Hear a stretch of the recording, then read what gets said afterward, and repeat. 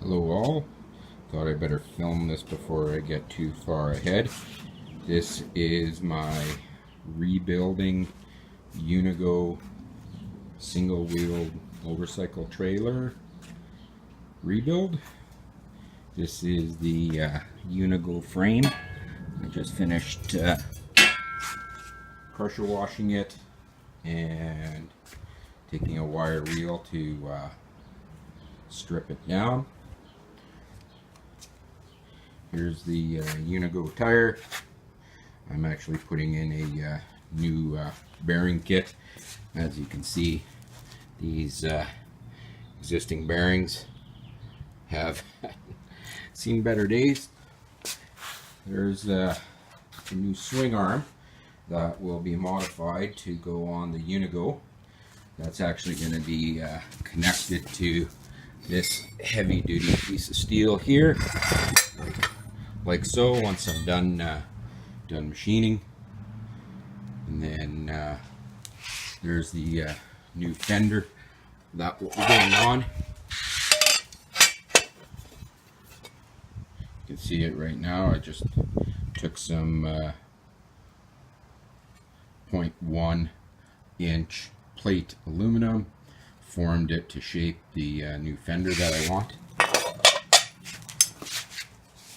Here is the old Unigo shock assembly, if you want to call that. Totally inadequate. All it's got over here is, you can see where it was welded to the frame. I cut it off of the frame, but you can see all it had was a stiff spring and a rebound with a piece of rubber. And the fulcrum point was actually here, so any force going up, same force coming down. Very, very inadequate. No rebound, no dampening effect, etc.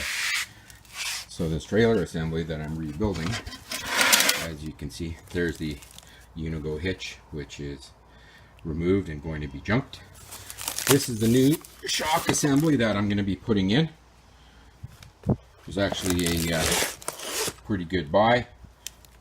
Came from overseas, really cheap, and it's got a separate oil canister off on the side.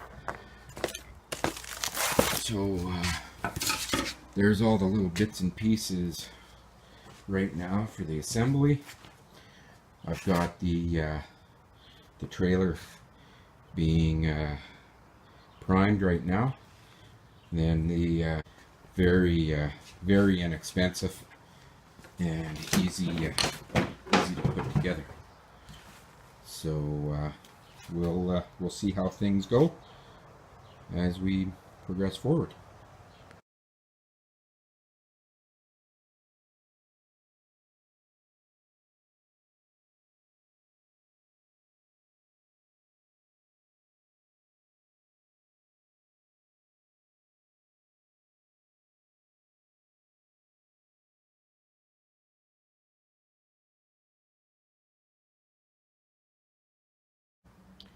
Alright guys, we're back now from the welding shop, and you can see they've done a great job. Filled all the little spot welds that were not very adequate. Totally redone. There's the new shock mount that I've put on.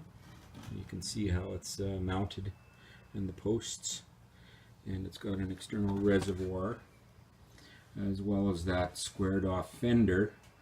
I've now been able to put a nice curve on it, and you can see what that assembly looks like on this side here all the way through. And these welds just look absolutely amazing. So just getting ready to go for powder coat.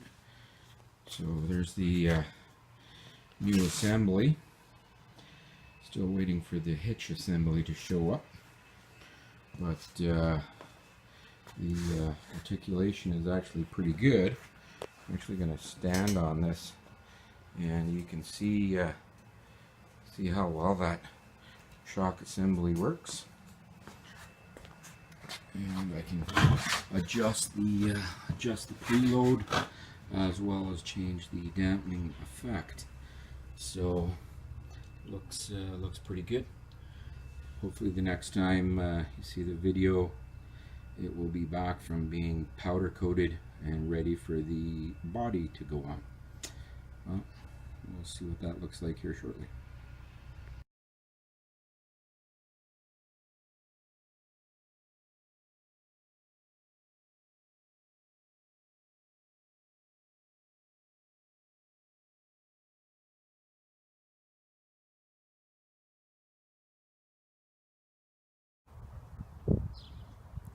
Hello everybody, just wanted to give an update on this Unigo rebuild project that I've been working on, and we have our complete assembly here and we are good to go.